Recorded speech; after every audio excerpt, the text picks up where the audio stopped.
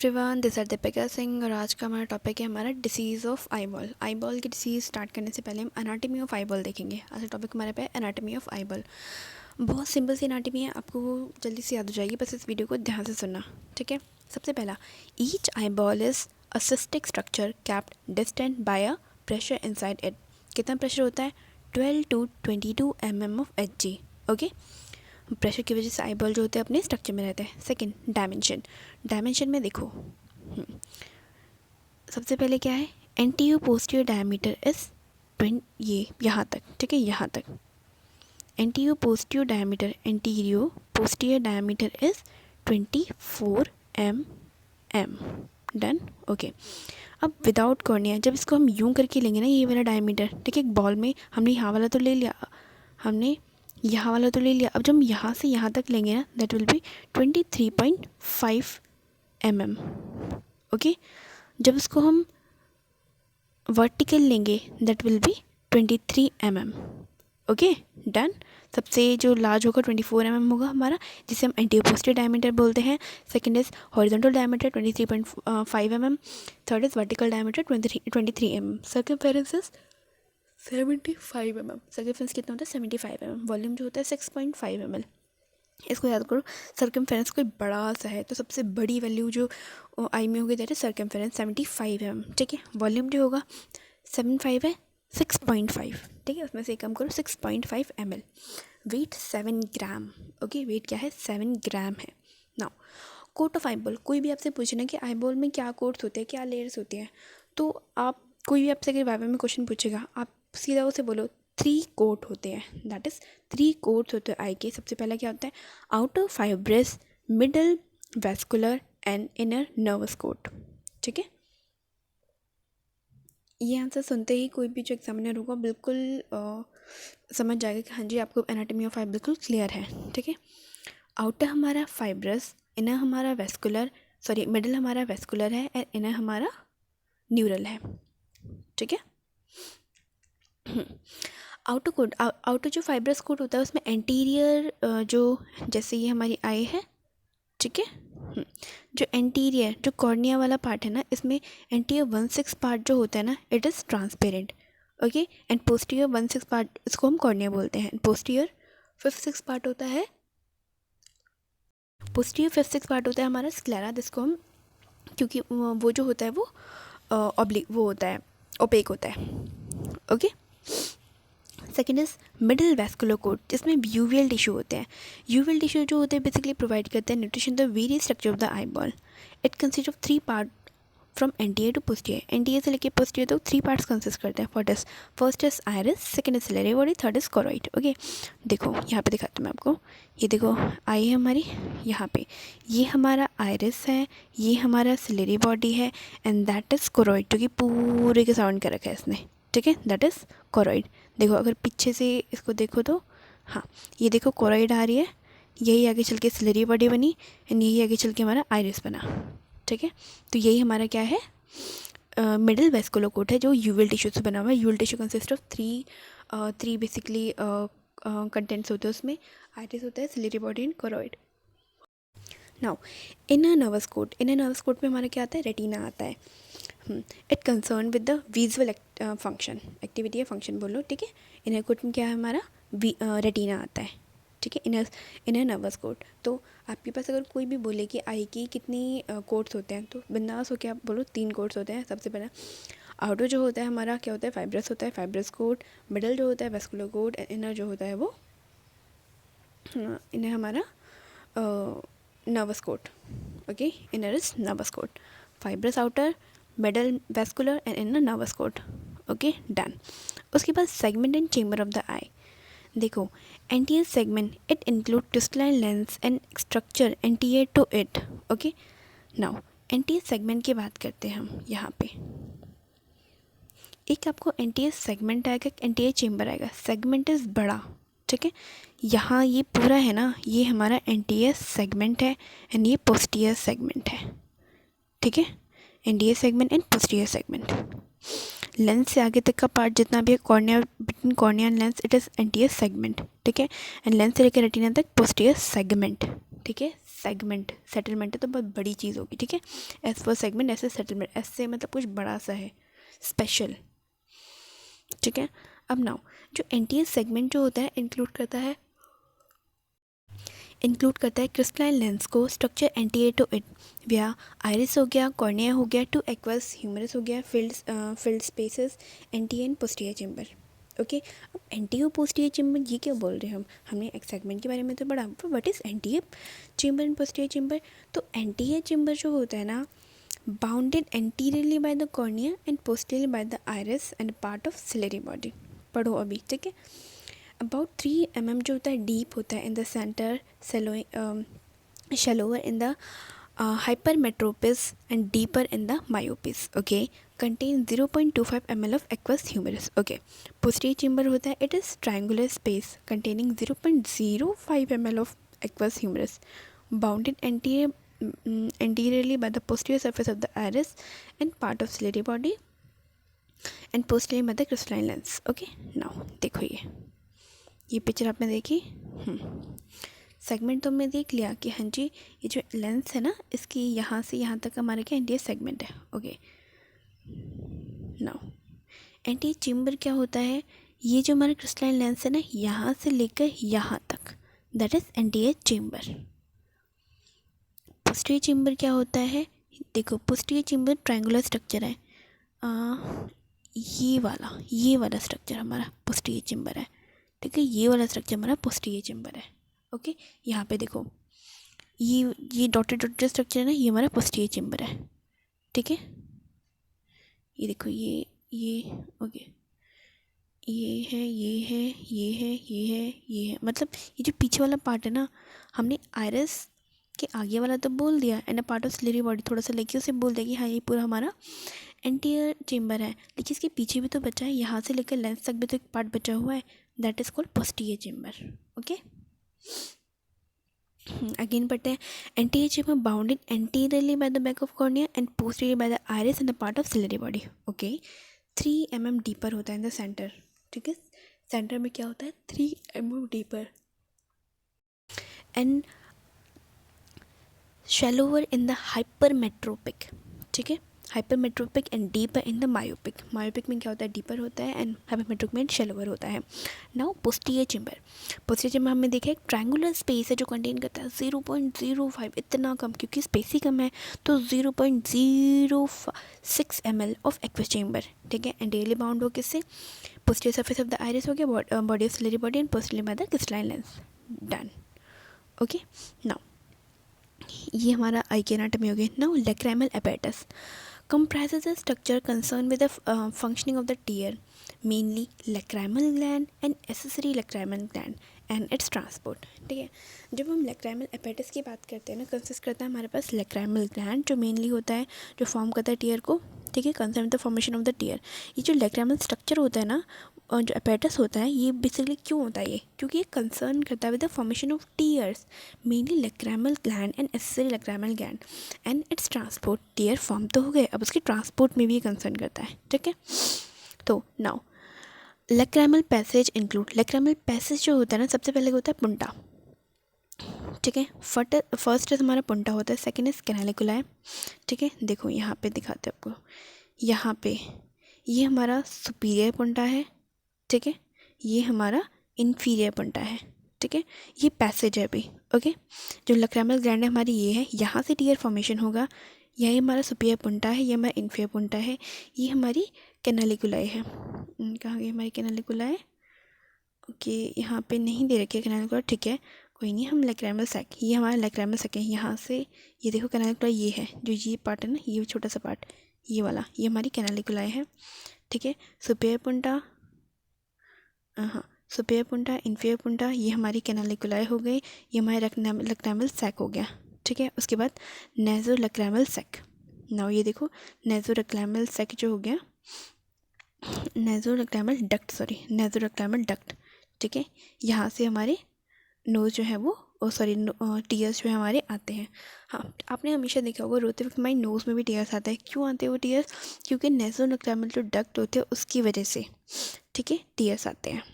Okay, सबसे पहले क्या है, लैक्राइमल पैसेज में लैक्रामल ग्लैंड में हमारा बना, ठीक है, हमारे tears. Second is superior lacrimal puncta, inferior lacrimal puncta. Second is canaliculi के थ्रू वो लैक्रामल सैक में आया, लैक्रामल सैक से एक तो बाहर जाएगा, और सेकेंड इज कि नेज़ोलैक्रामल डक्ट से वो नोज में आएगा, ठीक है।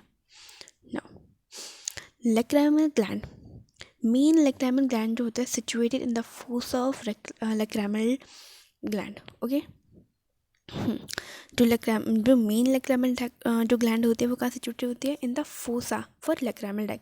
हमें पता है कि ग्लैंड के लिए जो हमारी लैक्रामल ग्लैंड के लिए फोसा होती है, ठीक है, उसके अंदर होता है form by the orbital plate of the frontal bone. जो फ्रंटल बोन पढ़ेंगे तो उसमें देखेंगे वो फॉर्म होता है bye the orbital plate of frontal bone, okay, in the anterior lateral part of the roof of orbit. रुको मैं दिखाती हूँ।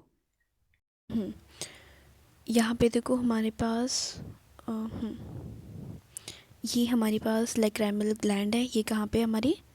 इस फोसा में, लैक्रामल फोसा में, ठीक है, फ्रंटल बोन की लैक्रामल फोसा में है, ओके, ठीक है। ये हमारा लैक्रामल ग्लैंड है, ठीक है, यहाँ से यहाँ पे आएगा वो, ठीक है।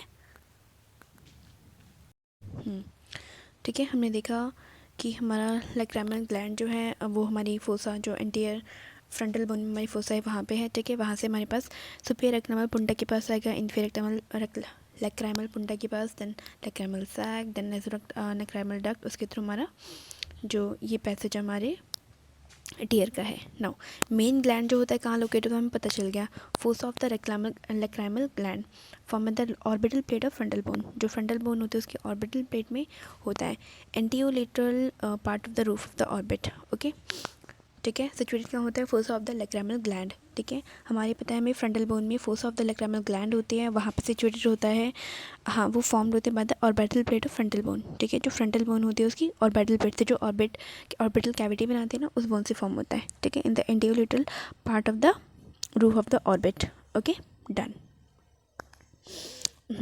देखो क्योंकि वो एंटीरियर लेटरल है ना, मीडियल तो नहीं है। हमने देखा कि ये हाँ ये फोसा थी, ठीक है, तो यहाँ ये फ्रंटल जो बोन है इसके यहाँ से हुआ है ना, तो situated in the frontal bone in the lacrimal for the lacrimal gland form the orbital plate of frontal bone. जो फ्रंटल बोन है उसकी ऑर्बिटल प्लेट से in the anterior lateral part, ये मीडियल में तो नहीं है, यहाँ पे नोज़ है हमारी, तो मीडियल में तो नहीं है, ये लेटरल पार्ट में है, ठीक है, of the roof of the orbit.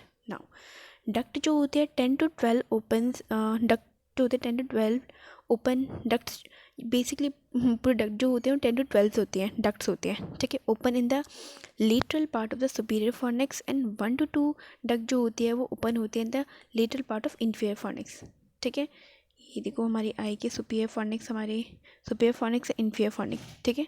तो सुपीरियर फॉर्निक्स में बेसिकली 10 to 12 डक्ट्स ओपन होते हैं और इन्फीरियर फॉर्निक्स में 1 to 2 डक्ट्स ओपन होते हैं। नाउ एसेसरी लैक्रामल ग्लैंड कौन से होते हैं? हमने बोला टीएस जो होते हैं दो चीज़ से फॉर्म होते हैं, एक तो मेन लैक्रामल ग्लैंड से होते हैं, सेकंड इज एसेसरी लैक्रामल ग्लैंड से होते हैं। तो gland of the cruise, microscopic gland lying in the sub conjunctival tissue of the fornix, ठीक है। जो ग्लैंड ऑफ क्रोइस होते हैं ना, वो क्रोइस होते हैं, वो हमारे क्या होते हैं? माइक्रोस्कोपिक ग्लैंड होते हैं जो कि लाई करते हैं सब conjunctival tissue of the fornix, 40 to 42 in the upper fornix and 6 to 8 in the lower fornix. Now gland of the Wolfram जो होते हैं माइक्रोस्कोपिक ग्लैंड होते हैं present along the upper border of the superior tarsus and lower border of inferior tarsus. मैं इसको आपको दिखाती हूँ अभी। यहाँ पे देखो, हाँ यहाँ पे देखो, ये हमारी मेन जो ग्लैंड है लैक्रामल ग्लैंड, ठीक है, एसेसरी ग्लैंड जिसके नीचे है, ठीक है, क्राउस हो गया और वॉल्फिन हो गया, ठीक है, वॉल्फिन ग्लैंड हो गई। ये बहुत छोटे छोटे होते हैं, ठीक है, जिसमें ऐड ऑन करते हैं हमारे टीयर्स में, ओके।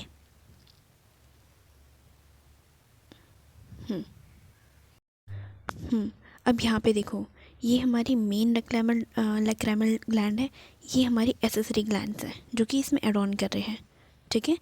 अब यहाँ से हमारे टीयर्स जो होंगे वो नेज़ो लैक्रामल डक्ट में जाएंगे, ठीक है। तो बेसिकली क्या है इसका स्ट्रक्चर? तो बेसिकली हमारे पास ये देखो लैक्रामल डक्ट हो गई, इसके छोटे छोटे जो ऐसे ग्लैंड्स हो गए वो यहाँ पे हैं, ठीक है। ये हेल्प करते हैं information of the tears, done.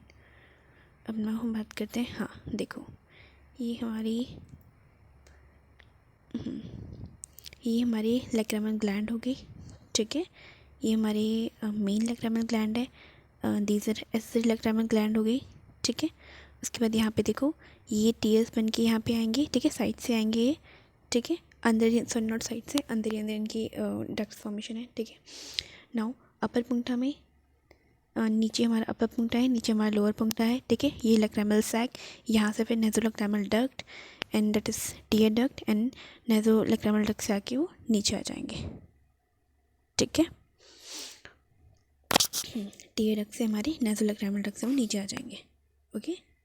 ये हमारा सीधा रूट है, ठीक है। सबसे पहले क्या है, लैक्रामल डक्ट, फिर एस लैक्रामल ग्लैंड है, sorry, second is acid lacrimal gland है, then superior puncta, second is upper puncta, lower puncta, उसके बाद हमारे पास अपर कैनालिकुला है, लोअर कैनालिकुला है, ठीक है। फिर लैक्रामल सैक होगी, यहाँ पे इकट्ठे होते हैं, देन उसके बाद टीयर डक्ट होगी, देन नेज़ोलैक्रामल डक्ट, उसके थ्रू हमारे नोज से भी बाहर आते हैं टीयर्स, ठीक है। ये हमारे एक वे आई से तो बाहर आएंगे ही, साथ में नोज से भी क्यों बाहर आते हैं, क्योंकि यहाँ पे जो लैक्रामल डक्ट है वो हमारे नेज़ोलैक्रामल डक्ट से, जो टीयर डक्ट है वो हमारी नेज़ोलैक्रामल डक्ट से मिलती है और हमारी नोज़ में ओपन होती है, ये उसका पाथ है, ठीक है। यहाँ पे देखो और मोर क्लियर है, लैक्रामल डक्ट हो गई, ठीक है। Extra duct of lacrimal gland हमें पता है, अपर जो होते हैं वो 12 to 14 होते हैं, लोअर जो होते हैं 4 to 5 होते हैं, ठीक है। यहाँ पे लैक्रामल सैक्ट हो गया, ठीक है, लैक्रामल पुंगटा हो गए, ये हमारे टीयर डक्ट हो गया, फिर ये नेज़ोलैक्रामल डक्ट हो गई, ठीक है, डन, ओके, ठीक है। तो यहाँ से हमने अपना लैक्रामल ग्लैंड को देखा एंड मेन लैक्रामल ग्लैंड जो होते हैं वो सिचुएटेड होती है in the fossa of lacrimal gland form by the orbital plate of frontal bone and anterior part of the roof of the orbit, ठीक है। डक्ट जो होते हैं 10 to 12 डक्ट होते हैं जो ओपन होते हैं हमारे सुपीरियर फॉर्निक्स में, एंड 1 to 2 डक्ट होते हैं वो इंफीरियर फॉर्निक्स में। ऐसे ग्लैंड में दो देख लिए, gland of Krause and gland of Wolfring. Now एक डिसीज हम पढ़ेंगे आज, दैट इज़ डेक्रोसिस्टिस, ठीक है। डेक्रोसिस्टिस का मतलब होता है इन्फ्लेमेशन ऑफ लैक्रामल ग्लैंड। अगर लैक्रामल ग्लैंड जो हो गए ना वो अगर इन्फ्लेमेट हो जाते हैं तो क्या होता है, ठीक है, sorry, inflammation of lacrimal sac, not gland, ठीक है, सैक। जो लैक्रामल सैक था हमें पता था ना, कहाँ पे देखो, लैक्रामल सैक हमारा यहाँ पे है, ये प्रेजेंट है लैक्रामल सैक, ठीक है, यहाँ पे है। तो अगर उसका इन्फ्लेमेशन हो जाएगा तो उसको हम क्या बोलते हैं, डेक्रायोसिस्टिस, ओके। क्रोनिक डेक्रायोसिस्टिस के बारे में सबसे पहले पढ़ेंगे, more common than the acute dacryocystitis. Etiology क्या होती है, प्रीडिस्पोजिंग फैक्टर्स उसके हो गए, factor responsible for the stasis of the tears in the lacrimal duct, कि हाँ जी हमने बहुत ज़्यादा टीयर्स जो है उसमें रोके रखे हुए हैं या फिर वहाँ पे स्टेसिस हो गए, रुके हैं, वो बाहर नहीं आए। सोर्स ऑफ इन्फ्लेमेशन, कोई भी, sorry not infection, source of infection, ठीक है, कोई भी इन्फेक्शन आपको हो गया कॉजेटिव ऑर्गेनिज्म की वजह से, ठीक है, इसकी वजह से हमारे क्रोनिक डेक्रोसिस्टाइसिस होता है हमें। प्रीडिस्पोजिंग फैक्टर जो होता है एज, मोर कॉमन होता है between 40 to 60 years of age. Sex जो होते हैं प्रीडोमिनेटली फीमेल्स में होते हैं। Lower socio economic status, poor personal hygiene इसमें होते हैं, ठीक है। Factor responsible for the stasis of tear in the lacrimal duct, अब जब हमने फैक्टर्स बोले उसमें जो सबसे पहला फैक्टर्स है कि जो stasis of tear in the lacrimal duct क्यों होते हैं। सबसे पहले anatomical factor which retard drainage of the tears, ठीक है, एनाटॉमिकल फैक्टर है कि जो कि टीयर्स को बाहर निकाल ही नहीं पड़ रहा है, ठीक है। उसके सेकेंड है एक्सेसिव लैक्रामेशन, बहुत ज़्यादा लैक्रामेशन होती है, primary relax causes stagnation of the tier in the sake, ठीक है, बहुत ज़्यादा टीयर फॉर्मेशन की वजह से हमारे जो टीयर्स हैं वहाँ पे रिटेन कर रहे हैं। Mild grade inflammation of the lacrimal duct due to the associated recurrent conjunctivitis may block the nasolacrimal duct, ठीक है। जो रिकरेंट हमारे पास जो हमें कंजक्टिवाइटिस होते हैं ना उसकी वजह से हमारी जो लैक्रामल डक्ट होती है वो हमारी इन्फ्लेट हो जाती है, जिसकी वजह से हमें देखने को मिलता है, ठीक है। Now obstruction of the lower end of the nasolacrimal duct by the nasal disease, अब कोई नेज़ल डिसीज़ हो गई, ठीक है, उसकी वजह से क्या हुआ, लोअर जो लैक्रामल डक्ट है, ठीक है, वो तो ब्लॉक हो गई, and of the lacrimal duct जो हो गया वो ब्लॉक हो गई। अब इसकी वजह से क्या होगा, हमारे जो टीयर्स है वो हमारे जो टीयर्स जो है लैक्रामल सैक में कलेक्ट हो रहे हैं, ठीक है। Second is source of infection, source of infection में हमारे पास क्या है, lacrimal duct may get infected from the conjunctiva, nasal cavity, PNS, ठीक है, जो पोस्ट पेरिफेरल नेजल साइनस जो होता है उसकी वजह से, कंजक्टिवाइटिस की वजह से, ठीक है, इनकी वजह से, ये सोर्स ऑफ इन्फेक्शन होता है। नाउ कॉजेटिव एंजाइम जो होते हैं that is staphylococci, pneumococci, streptococci and pseudomonas pyocyanea. Okay, ये हमारे कॉजेटिव एंजाइम होते हैं। नाउ क्लिनिकल फीचर, जब क्रोनिक हम डेक्रोसिस्टासिस के बारे में बात कर रहे हैं ना, तो उसमें क्लिनिकल फीचर क्या होंगे? Stage of chronic catarrhal dacryocystitis, catarrhal dacryocystitis, stage of lacrimal mucocele, stage of chronic suppurative dacryocystitis, stage of chronic fibrotic sac. ठीक है, इसमें देखो इन सब के हमने वो दे रखे हैं, सिम्टम्स दे गए। सबसे पहले बात करते हैं हम अपने क्रोनिक कैटरल डेक्टोसिस्टासिस। इसमें watering eye is only symptom, इसमें सिर्फ और सिर्फ वाटरिंग आई होती है। Sometime mild redness in the inner canthus. ठीक है, इनर कैंथस में माइल्ड रेडनेस होती है या फिर वाटरिंग होती है, सिर्फ इसका सिम्टम होता है। सेकेंड हमारे पास होता है lacrimal mucocele, that is lacrimal mucocele. इसमें क्या होता है? Constant epiphora associated with the swelling just below the inner canthus के नीचे हमारे पास कॉन्स्टेंट एपिफोरिया में देखने को मिलता है। Second is chronic suppurative dacryocystitis. इसमें epiphora associated with the recurrent conjunctivitis, swelling at the inner canthus with mild arrhythmia of the overlying skin। ठीक है, ये हमें देखने को मिलता है।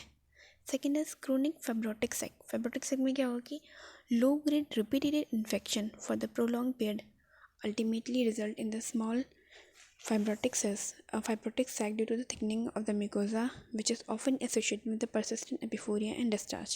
ठीक है, ये सिम्टम्स देखने को मिलते हैं। नाउ अगर हम बात करें हमारे क्रोनिक कैटरल डेक्रोसिस्टासिस की, तो उसमें क्या सिम्टम है? दैट इज़ ऑन सिरिंजिंग, उसमें सिरिंज डालेंगे द लैक्रामल सैक। ठीक है, ऑन सिरिंजिंग द लैक्रामल सैक। ठीक है, आइदर क्लियर फूड और फ्यू फाइब्रिनस म्यूकॉइड फ्लैक्स रिगर्गिटेड। ठीक है, आइदर हमें क्लियर फ्लूड मिलेगा, अगर सिरिंज डाल के इसमें से फ्लूड निकालेंगे तो आइदर हमें जो क्लियर फ्लूड मिलेगा या फिर फाइब्रोजिनस म्यूकॉइड फ्लैक हमें देखने को मिलेंगे। ठीक है, सेकेंड वाले दैट इज़ लैक्राइमल म्यूकोसील में हमें देखने को मिलता है कि मिल्की और जेलेटिनस म्यूकॉइड फ्लूड। ठीक है, मिल्की होगा या फिर जेलेटिनस म्यूकॉइड फ्लूड होगा, regurgitated from the lower puncta on the pressure and on pressuring the swelling. ठीक है, जो स्वेल्ड पार्ट है उसको जब हम प्रेशर करेंगे तो बेसिकली क्या होगा? वो रीगर्गिटेड होगा, वहाँ से निकलेगा हमारे लोअर पुंक्टा से मिल्की और जेलेटिनस म्यूकॉइड फ्लूइड। ठीक है, सेकेंड है chronic suppurative dacryocystitis. Chronic suppurative dacryocystitis में क्या होता है? A frank purulent discharge flow from the lower puncta. एक फ्रैंक प्यूरुलेंट डिस्चार्ज हमें लोअर पुंक्टा से देखने को मिलेगा। ठीक है, और जो हमारे पास क्रोनिक फाइब्रोटिक सैक है उसमें से हमें कोई सिम्टम नहीं दे रखा है, उसमें बस लो ग्रेड रिपीटेड इन्फेक्शन होगा for the prolong period ultimately result in the small fibrotic sac due to the thickening of the mucosa which is often associated with the persistent epiphora and discharge. ठीक है, हमें पता है एपिफोरिया का मतलब क्या होता है? बहुत ज़्यादा टीयर्स का आना ऑन टू द फेस। ठीक है, फेस पे पूरे टीयर्स का आ जाना, over secretion of the tears. Okay, that is epiphora. Now treatment क्या होता है? कंजर्वेटिव होता है, प्रॉबिंग और लैक्राइमल सिरिंजिंग। बेसिकली जो उसमें एक फ्लूइड कलेक्ट होगा उसमें हम क्या करेंगे? उसको निकाल लेंगे। Second is balloon catheter dilatation, balloon dacryocystoplasty in patient with the partial nasolacrimal duct obstruction. ठीक है, इसमें भी हम क्या करते हैं? बलून कैथेड्रल डायलिटेशन में जो टीयर्स होते हैं वहाँ पे पेशेंट के उसको ड्रेन करते हैं। ठीक है, जब नेज़ोलैक्राइमल जो हमारे पास डक्ट की ऑब्स्ट्रक्शन होती है उसमें करते हैं। ठीक है, DCR करते हैं, DCT करते हैं एंड DCDR करते हैं हम। ठीक है, बेसिकली वही है, उससे कंजर्वेटिव ट्रीटमेंट होती है हमारी। वो जो सैक में टीयर कलेक्ट हुआ है उसको बाहर निकाल दो। ठीक है, now we will talk about the acute sudden जो हुआ है डेक्रोसिस्टासिस। acute separative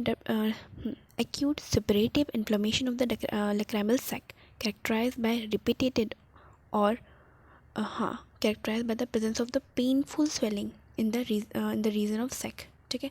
बेसिकली पहले क्या था, हमारे पास पेनफुल स्वेलिंग हमारे पास एक कंप्लेंट नहीं आई थी, बट अगर वो एक्यूट होगा ना, दैट मीन्स कि वहाँ पे हमारी जो पेशेंट होगा हमें एक हिस्ट्री देगा that is characterize by the presence of painful swelling in the region of the sac. जो सेक होगा उस रीजन में पेनफुल स्वेलिंग होगी, जैसे देखो यहाँ पे दैट इज़ ये जो स्वेलिंग होगी बहुत ज़्यादा पेनफुल होगी, ठीक है। ये एक्यूट डेक्रोसिस्टाइसिस में देखने को मिलेगा।